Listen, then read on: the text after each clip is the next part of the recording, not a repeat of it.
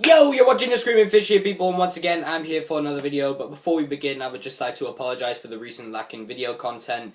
I've had a lot of stuff going on for the past few weeks, like birthdays, homework, and yeah, so pretty much for the past 2 weeks, I have not had much time to really properly make a video or pretty much do anything outside of Instagram.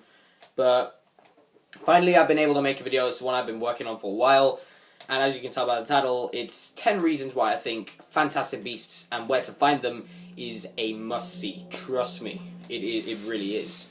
So, without further ado, let's get into it.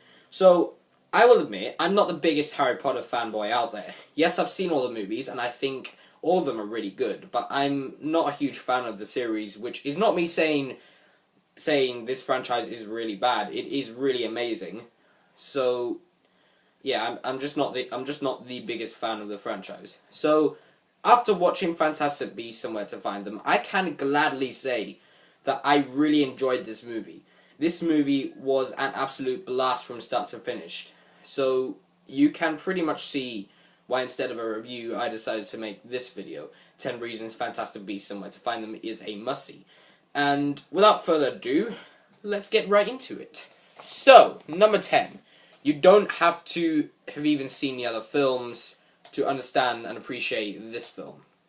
A lot of other prequel movies I have seen, such as Prometheus, require you to have an extensive knowledge of the films that it's set before, which in Prometheus' case is Alien. Despite the fact that the film itself is set 30 years or so before the original movie, Fantastic Beasts, on the other hand, avoids this and instead making it so that a new generation of fans can be introduced to the wizarding world without having to have a long and extensive knowledge of the films or books. Yes, there are references to certain characters from previous movies, but as a whole, Fantastic Beasts feels like its own story, and I think having the film set in 1926 New York is a perfect way to distance itself from the other movies. I'm not saying this movie should ignore the other films entirely, but I think distancing this film from the other movies helped it become its own unique story within this universe, with new characters and ideas introduced to the franchise, obviously. And it doesn't feel overshadowed by the fact that this is a prequel movie to Harry Potter, which again is a really good thing. And like I said, you don't need to know anything about the previous Harry Potter movies to understand the plot of this movie, let alone appreciate the movie. So, number 9, the beasts are truly fantastic. Pun intended. Going into this movie, I was praying that the film's creatures, or beasts in this case, would look at the very least good, and oh my fish, they were amazing. Every single creature in this movie looks amazing. The CGI animation looks almost photorealistic. I'm not even kidding. It's that good, and the creatures themselves are just awesome. Each creature that got introduced was unique and different to the last. Sometimes they looked cute and cuddly, other times they were cool and looked awesome, and other times they were even scary and terrifying. I gotta be honest, I can't remember seeing much of the creatures we saw in the Harry Potter movies, once again showing that this movie distances itself from the other movies, in other words, the creatures, or beasts in this case, are one of the film's biggest highlights. So, number 8, the special effects in general look fantastic, pun intended again. The special effects in this movie are phenomenal. I can't even recall a second when I thought the CGI looked obvious when watching this movie, and I'm not just talking about the creatures in this movie, although that does add to it, but even in the action sequences or the magical spells in this movie, just everything that is CGI in this movie looks great. There are so many cool CGI shots, it's unbelievable. The magic looks great in this movie, though at this point that's unsurprising considering the Harry Potter films have an amazing track record for mind-blowing special effects. I would probably say that the effects rival even that of Doctor Strange, but I wouldn't say they're better because I've only seen both those movies once, and I'd probably have to see each one again to form an opinion of the special effects. But yes, the special effects in Fantastic Beasts are brilliant, and I would even say flawless. So, number 7, the action is incredibly fun. While a lot of action sequences are enhanced by CGI in this film, that is a good thing in this case, because of the CGI, The action feels more creative and really cool to watch, and thank God there was no shaky cam. The action is shot superbly well with extensive wide shots so you can see what is actually going on in that shot. And yes, before you start typing in the comments section asking what I thought of the magic battles in this movie, they are amazing. I can't get into more detail though because that would spoil the magic battle sequences for you, and they are not to be spoiled, in my opinion. So, number 6, the comedy is fantastic. Yes, that is pun intended again, before you ask. The comedy in this movie is great. I laughed at pretty much every joke in this movie. The jokes land perfectly, and thankfully the plot of the film doesn't pause for the characters to deliver these jokes. The jokes feel a part of the story, and they flow with it, which is something I have praised many times before about Guardians of the Galaxy. Even Dan Fogler, who is pretty much the comic relief of this movie, was funny to watch on screen. None of the things he did came off as vexing or annoying. All the jokes that involved his character were great, as well as his character and performance. And number 5, the musical score. James Newton Howard's, I hope I pronounced that right, I do apologize if I didn't. His score for this movie, I would say, is almost as good as John Williams' score. For Harry Potter movies, obviously. It's whimsical and at times help chilling scenes become even more chilling with the music alone. And as I hope, the music didn't feel out of place at all in any of the scenes, and I have to be honest, it's really just good to listen to. So, number 4, the story is unpredictable. The story in this movie is just the living definition of unpredictable. For example, something would happen that you would predict will happen again later in the film, but instead the complete opposite and most unexpected thing would happen. There are so many twists and turns in this movie, and thankfully it's not too much because each twist adds to the story in a really good way, and even the ones that set up the next film are great, and again, completely unexpected in the best way possible.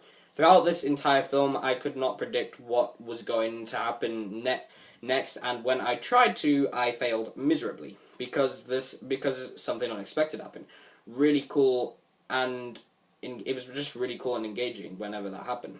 But aside from just that, the story is great and easy to follow, and all the twists and turns, and for the most part, the editing was flawless. So number 3, it expands upon the mythology. I know, some of you are going to be saying in the comments that just a minute ago, I said that I was glad that this film distances itself from the other movies, which I am, but I'm also glad to see that the mythology is simultaneously expanded upon. Just fair warning, you guys, this whole section is spoiler-filled, so in other words, skip to the next section of the video, or just do not watch the rest of the video at all if you have not seen Fantastic Beasts and Where to Find Them yet. For example, we get references to characters from the other movies like Dumbledore and Bellatrix Lestrange, and spells from the other movies are also used here either the same way they were in the other films or differently. Not to mention that the main villain of this new series in the Harry Potter universe is Gellert Grindelwald, who I hope I pronounced that right, and also who is actually name-dropped and seen multiple times in the movies. Not to mention, if I remember correctly, this Fantastic Beasts series is meant to be leading up to a duel between Grindelwald and Dumbledore, and if I remember correctly, that is mentioned in the other movies, and also, if that is the case, I cannot wait to see that. So yeah, I'm glad that the mythology here is expanded upon. So, number 2, the performances and characters are just brilliant. This movie has some amazing talent on screen. Eddie Redmayne is fantastic in this film as Newt Scamander. His performance is great throughout the entire film, and I would easily say that he gives one of the most charismatic and engaging performances of this year. Dan Fogler as Jacob Kowalski was hilarious. He is more the comic relief character in this story, but his character is so enjoyable to watch on screen, and it is cool seeing how a Muggle would react to the fact that there is a secret society of wizards living in secret. Catherine Waterstone is also great in this movie, performance-wise, and I really liked her character. She was really fun to watch on screen. Ezra Miller gave a really dark performance as the character Credence. He was one of the most interesting characters in the film and one of the more sympathetic ones in this, and he was really cool to watch, actually. And Also, I must say, Colin Farrell was fantastic as the main villain. He nailed every scene he was in, and he was so cool to watch. This movie is packed with brilliantly written and amazing characters, and I think loads of people will enjoy watching these characters on screen. So, the number one reason I think Fantastic Beasts is a must-see is because of the film's message about protecting and preserving wildlife. The movie is not only amazing in every way I can imagine, but one of the things that struck me the most was the film's hidden message about preserving wildlife instead of destroying it. Newt Scamander is in New York to rescue creatures who have escaped from his case, and he also wants to protect them because they are currently in alien terrain, surrounded by millions of the most vicious creatures on our planet, humans, which is actually a true fact now that I think about it. This movie makes the creatures look vicious and terrifying when actually they are not what everyone else in this world sees them for. Which, if I'm honest, that is sort of how I would describe things like poaching, for example, which I might add is a terrible thing that is going on in the world right now. The film's message pretty much made me like the film even more, and pretty much shows that there are still loads of people that care about this particular subject. So, okay guys, I guess that's it. Thank you for watching my 10 reasons why I think Fantastic Beasts and Where to Find Them is a must-see. Please don't forget to like, subscribe, and follow me on Facebook and Instagram, and I will indeed see you in the next one. But before I go, I would just like to ask, what did you think of Fantastic Beasts and Where to Find Them? Did you think it was amazing? Did you think it was okay? Did you think it was bad? What did you think? Please leave your thoughts in the comments below, and I will indeed see you in the next one. Goodbye, guys.